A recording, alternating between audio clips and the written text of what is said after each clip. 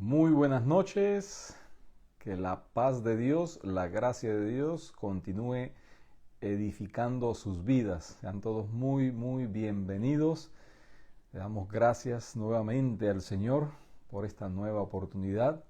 Sean todos muy bienvenidos. Es un gozo, es una alegría poder compartir nuevamente la palabra de Dios y siempre orando y confiando en que el Señor continúe haciendo su obra en la vida de cada uno de los que escuchan, se acercan, meditan y reflexionan en la palabra de Dios. Estamos en la serie del libro de Esdras, una mirada al libro de Esdras, y hoy llegamos al capítulo 9.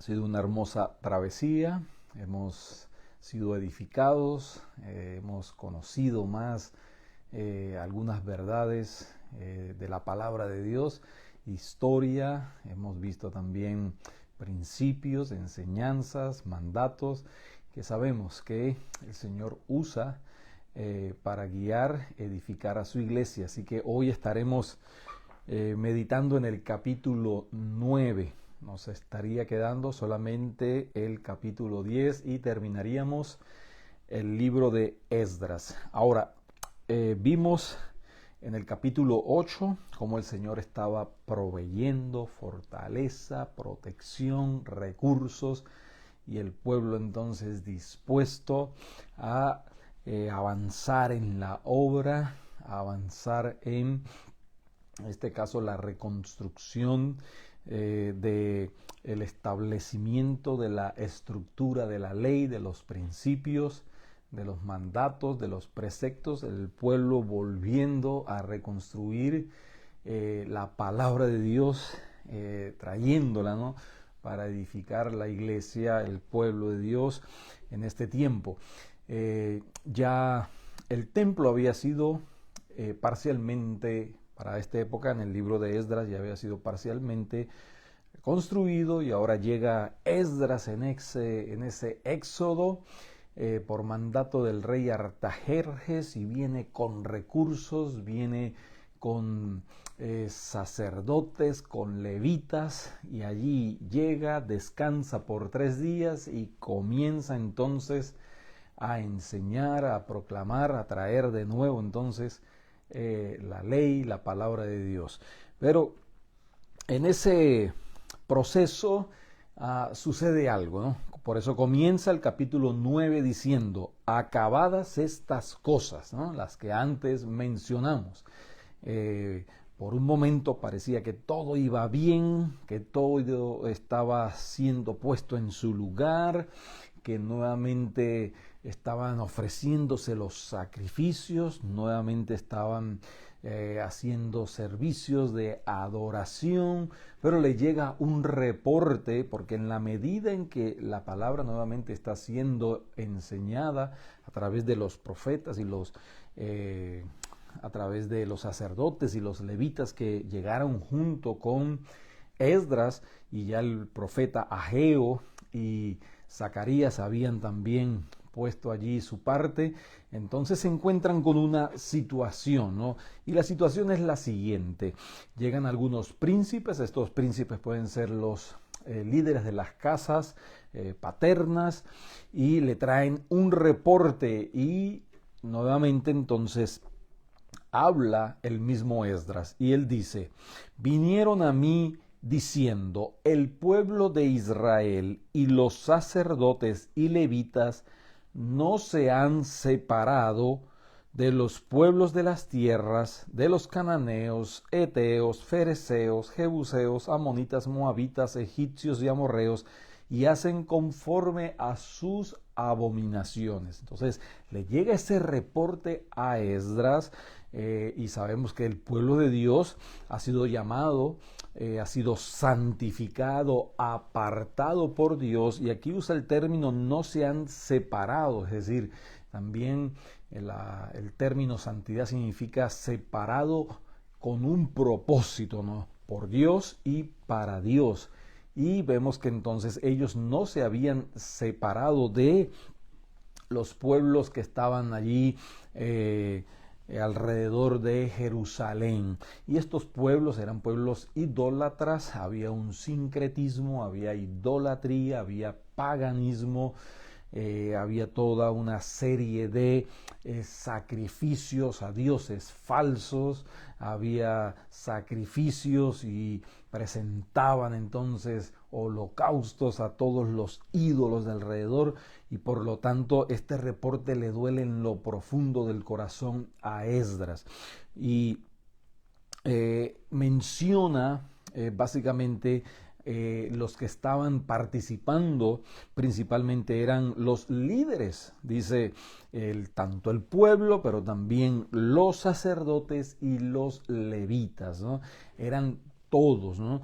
Por lo tanto, la responsabilidad principalmente recaía en los sacerdotes y en los levitas, que eran los encargados de enseñar la palabra de Dios, pero ellos estaban apartados de la palabra de Dios. Ahora, vemos entonces que el Señor está guiando a su pueblo, el Señor está preparando a su pueblo para que su pueblo camine en santidad. De la misma manera, el Señor nos está preparando a nosotros, nos está guiando a nosotros para caminar en santidad, porque todo proceso y todo movimiento de santidad siempre precede a un avivamiento, y ese avivamiento se sostiene en la misma medida en que el pueblo también continúa caminando en santidad. Ahora, el pueblo no estaba caminando conforme al mandato del Señor y estaba caminando conforme a todos los pueblos de la tierra. Ahora, esto es importante señalarlo porque no solamente eran los líderes que estaban participando de esto, sino que también entonces esa influencia iba a recaer sobre los hijos del pueblo de Israel, y por tanto eso marcaría nuevamente la misma razón por la cual fueron deportados a Babilonia. Ellos fueron deportados y estuvieron cautivos por 70 años debido precisamente a la idolatría, al paganismo. Se habían mezclado entonces con los pueblos que les rodeaban, que adoraban ídolos y dioses falsos, y estaba afectando a los hijos. El verso 2 dice: porque han tomado de las hijas de ellos para sí y para sus hijos, ¿no? Y el linaje santo ha sido mezclado de los pueblos de la tierra, y la mano de los príncipes y de los gobernadores ha sido la primera en cometer este pecado. A lo largo de la ley, Deuteronomio, Levítico, se habían dado ordenanzas, mandatos explícitos del Señor a no juntarse con las mujeres o los pueblos de alrededor, porque precisamente ellos adoraban y sacrificaban a los ídolos, a los dioses falsos, y ellos ahora no solamente están participando de eso, sino que también están guiando a sus hijos y permiten que sus hijos participen también de este acto de desobediencia, de este acto de pecado, liderado por algunos príncipes y por los gobernadores. Muy bien, no todos los príncipes, no todos los gobernadores estaban participando de esto, porque precisamente son algunos príncipes, algunos líderes que le están trayendo el reporte a Esdras, debido a que ya conocían la escritura y por lo tanto hay un signo de arrepentimiento. Ellos también están conmovidos por lo que están viendo, que es una desobediencia explícita al mandato de Dios. Ahora bien, ¿cómo Dios prepara a su pueblo? Primero, entonces, hay temor de la palabra de Dios en los corazones de las personas. Aquí dice entonces que el verso 4: y se me juntaron todos los que temían las palabras de Dios. No eran las palabras de Esdras, no eran las palabras que habían expresado Ageo y Zacarías, no, eran las palabras de Dios, y ellos temieron ante la maravillosa y poderosa palabra de Dios, cayeron en convicción de pecado y entonces van con mucho dolor a llevarle el reporte a Esdras. Esdras entonces está muy conmovido, ¿no? Dice el verso 3 que cuando él oyó eso, dice, rasgué mi vestido y mi manto y arranqué pelo de mi cabeza y de mi barba y me senté angustiado en extremo, ¿no? Entonces había una conmoción profunda debido a que el propósito, el trabajo que él estaba desarrollando en traer nuevamente la palabra, la escritura a los corazones, a las vidas, al centro de la adoración en el templo, entonces ve esta falta fragante porque no era algo que se había mandado en momentos posteriores, cercanos a su regreso. Era algo que estaba escrito desde la ley de Moisés y ellos entonces estaban desobedeciendo la escritura. Por lo tanto, hay temor, ¿no? Hay temor. No todos los líderes estaban inmiscuidos dirigiendo este desastre que se estaba presentando, así que el Señor siempre tiene un remanente, el Señor siempre tiene un remanente de líderes que aman la palabra, que respetan la palabra, que tiemblan ante la palabra, que son responsables ante el Señor de llevar la sana doctrina a los corazones del pueblo, pero siempre va a haber entonces una gran cantidad de aquellos que distorsionan, que tuercen, que tergiversan, que mal usan la palabra de Dios, ¿no? Y no hay entonces excusa para abandonar la iglesia del Señor porque hay algunos líderes que están haciendo esto. Siempre el Señor va a conservar algunos líderes que respetan y que honran la palabra de Dios, y nosotros tenemos entonces que hacer como hicieron estos líderes, de acercarse a Esdras, traer ese reporte conmovido en sus corazones porque ellos también temían la palabra de Dios. Ahora, esa convicción viene a estos líderes. Cuando Esdras lo escucha, también él es conmovido y hay entonces esa conmoción.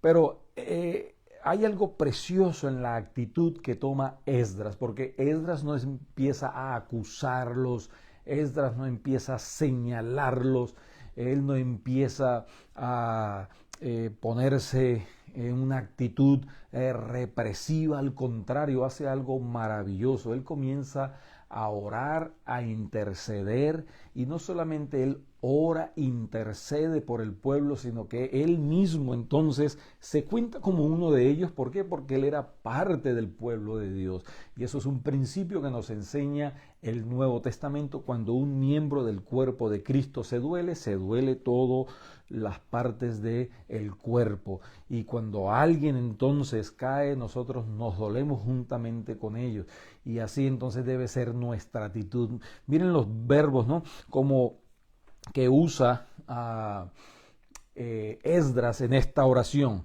Él dice en el verso 6, y dije, Dios mío, confuso y avergonzado estoy para levantar, oh Dios mío, mi rostro a ti. Él estaba totalmente conmovido, no tenía palabras porque no había excusas para decirle al Señor alguna razón por la cual esto estaba sucediendo. Simplemente él queda completamente rendido ante la majestad de Dios y dice, porque nuestras, es decir, él se incluye allí, aunque él no estaba participando de ello, pero era parte del pueblo de Dios. Y él dice, porque nuestras iniquidades se han multiplicado sobre nuestra cabeza y nuestros delitos han crecido hasta el cielo. Desde los días de nuestros padres hasta este día, dice, hemos vivido en gran pecado y por nuestras iniquidades nosotros, nuestros reyes y nuestros sacerdotes, hemos sido entregados en mano de reyes de la tierra a espada, a cautiverio, a robo y a vergüenza que cubre nuestro rostro como hoy día. Y esta debe ser nuestra actitud, una actitud de humildad, no de señalar, sino de interceder y entonces asumir también parte de la responsabilidad. Y esto lo hace en una actitud de humillación. Esto lo hace en una actitud de convicción, ¿no? Por eso es que él dice allí en el verso 5, y a la hora del sacrificio de la tarde me levanté de mi aflicción y habiendo rasgado mi vestido y mi manto, me postré de rodillas y extendí mis manos a Jehová mi Dios. Esta es la actitud que tenemos que asumir al interceder entonces por el cuerpo de Cristo.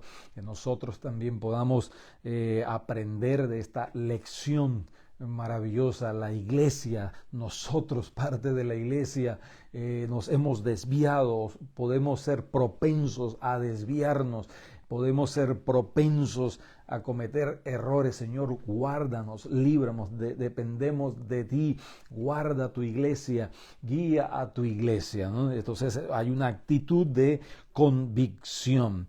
Y él entendía entonces que muchos de esos que estaban participando de este pecado habían vuelto también de Babilonia. Y como dice alguien, cuando el pueblo salió de Egipto, ellos salieron físicamente de Egipto, pero Egipto no salió de sus corazones. En este caso ellos salieron de Babilonia, pero tenían todavía Babilonia en sus corazones. Pero avanzando entonces, vemos que Dios prepara a su pueblo, Dios trae su palabra, Dios obra y trae convicción a los corazones, pero también el Señor expresa su misericordia. Y eso lo podemos ver entonces en el versículo 8 que dice, y ahora en la oración de Esdras, él continúa clamando y lo primero que hace es reconocer la misericordia de Dios. Dice, y ahora, por un breve momento ha habido misericordia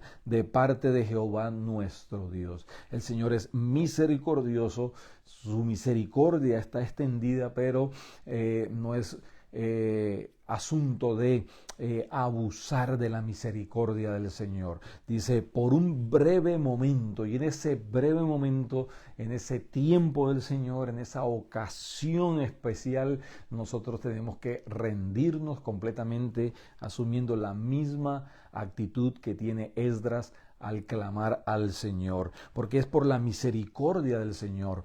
Si no hubiese sido por la misericordia del Señor, hubiesen sido exterminados. Inclusive cuando vino Nabucodonosor, hay un remanente que está siendo llevado cautivo a Babilonia. Por la misericordia del Señor les preserva allí por 70 años. Por la misericordia del Señor entonces regresan nuevamente a Jerusalén y comienzan a participar y a hacer los mismos pecados por los cuales fueron llevados a Babilonia, y ahora la misericordia del Señor también se presenta para darles convicción y que ellos puedan entonces corregir, enderezar sus pasos, llegar a un punto de arrepentimiento y caminar entonces en obediencia, en santidad al Señor. Pero no solamente es la obra de misericordia, sino que hay un trabajo interno entonces en el corazón del pueblo de Dios. Y es que el Señor ilumina, alumbra, da vida a los corazones.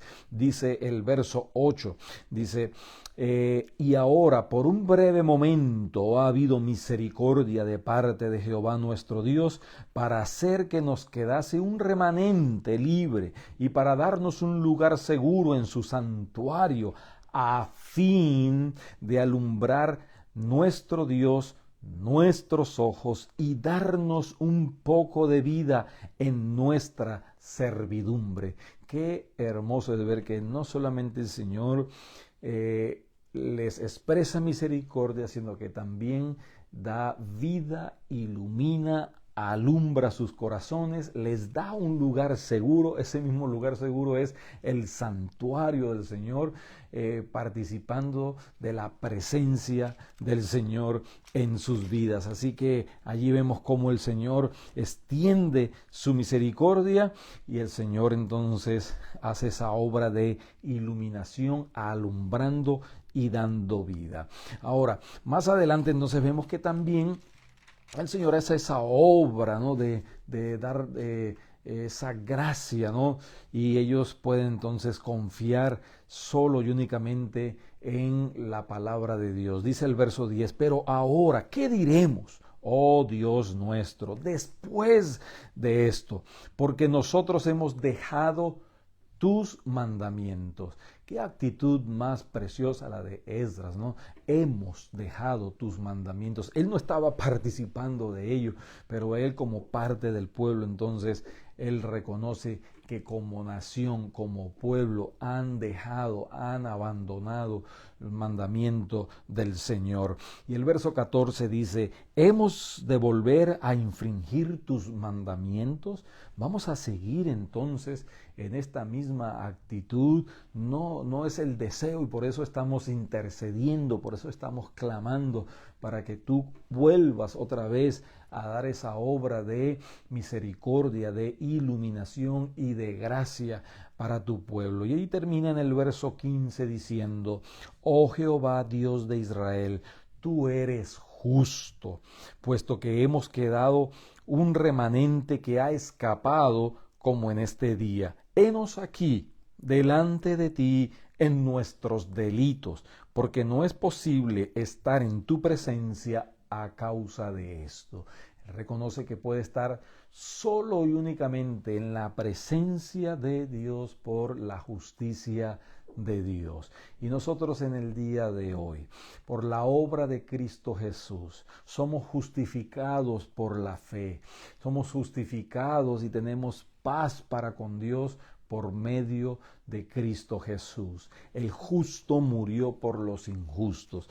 Él fue a la cruz y pagó el precio por nuestros pecados para que ahora nosotros tengamos cubiertos por la justicia de Cristo, entonces podamos estar ante la presencia del Dios Santo que nos llama entonces a vivir en santidad. Hay algo maravilloso porque cuando Esdras estaba conmovido, estaba dolido, él dice que él rasga sus vestiduras y en una actitud de humillación está delante del Señor, pero llega un momento en que él no se queda allí, él no se queda en la angustia, él no se queda inerte ante el dolor de ver el panorama que está viviendo alrededor, no, él se levanta y él entonces confía en la justicia de Cristo Jesús. Él confía en la justicia del Señor. El verso 5 dice, y a la hora del sacrificio de la tarde me levanté. Y nosotros podemos también levantarnos a la hora del sacrificio de la tarde. Recordemos que ese sacrificio, ¿no?, apuntaba a Cristo Jesús, el Cordero de Dios que quita el pecado del mundo. Nosotros somos justificados por la fe en Cristo Jesús y no podemos quedarnos allí entonces inertes ante la angustia, ante el dolor, sino que tenemos que, dice, me levanté de la aflicción, dice Esdras, y nosotros tenemos que levantarnos también de la aflicción y confiar en el justo, confiar en Cristo Jesús. Él pagó justamente con su vida también por nuestras aflicciones, por nuestros pecados. Vayamos a Jesús, corramos a Jesús. Él es nuestro fiel y sumo sacerdote. Él es nuestro Salvador, Él es nuestro Señor. Y Él, por su gracia y por esa obra de iluminación, trayendo la palabra de Dios a nuestros corazones, vivificará nuestras almas y podemos entonces ser renovados en el ser interior para seguir adelante en esta buena batalla de la fe que muchas veces entonces trae algunos tropiezos, como lo que hemos visto en este capítulo 9 del libro de Esdras. Levantémonos, avancemos y confiemos entonces en Cristo Jesús, que dice en el Nuevo Testamento que ha sido hecho para nosotros justificación, santificación y redención.